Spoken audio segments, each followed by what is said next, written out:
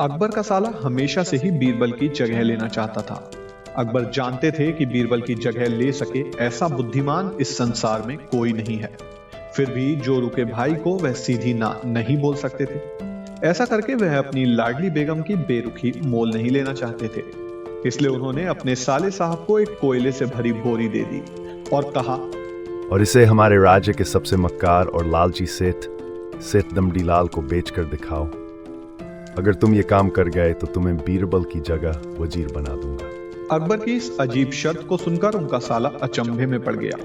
वह कोयले की बोरी लेकर चला तो गया, पर उसे पता था कि वह सेठ किसी की बातों में नहीं आने वाला।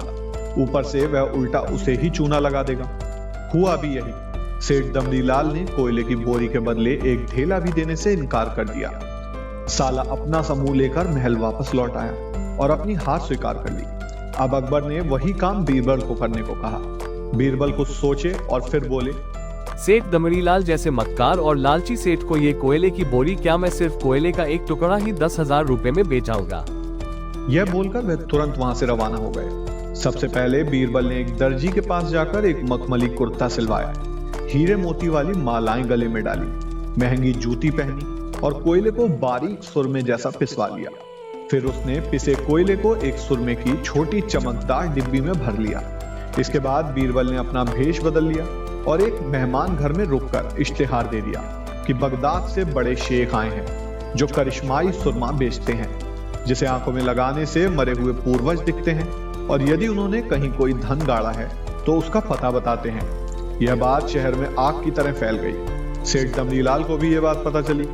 उसने सोचा जरूर उनके पूर्वजों ने कहीं ना कहीं धन गाड़ा होगा। उसने तुरंत शेख बने बीरबल से संपर्क किया और सुरमे की डिब्बी खरीदने की पेशकश रखी। शेख ने डिब्बी के 20,000 रुपए मांगे और मोल भाव करते करते 10,000 में बात तय हो गई। पर सेठ भी होशियार निकला। उसने बोला, मैं अभी तुरंत ये सुरमा लगाऊंगा और अगर मुझे मेरे पूर्वज नहीं दिखे तो मैं पैसे वापस ले लूंगा। बिल्कुल आप ऐसा कर सकते हैं। चलिए शहर के चौराहे पर चलिए और वहाँ इसे जांच लीजिए। सुरमे का चमत्कार देखने के लिए भीड़ इकट्ठी हो गई। तब बीरबल ने ऊंची आवाज में कहा, ये सेठ अभी ये चमत्कारी सुरमा लगाएंगे और अगर ये उन्हीं की औलाद हैं जिन्हें ये अपना माँ बाप समझते हैं तो इन्हें इनके पूर्वज दिखाई देंगे और गड़े धन के बारे में बताएंगे। लेकिन अगर आपके माँ बाप में से किसी ने भी बेईमानी की होगी और आप उनकी असल औलाद नहीं होंगे तो आपको कुछ भी नहीं दिखेगा।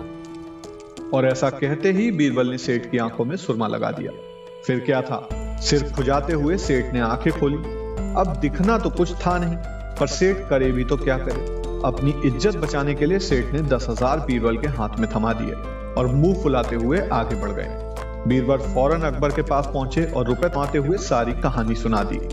अकबर का साला बिना कुछ कहे अपने घर लौट गया और अकबर बीरबल एक दूसरे को देखकर मंद मंद मुस्काने लगे। इस किस्से के बाद फिर कभी अकबर के साले ने बीरबल का स्थान नहीं मांगा।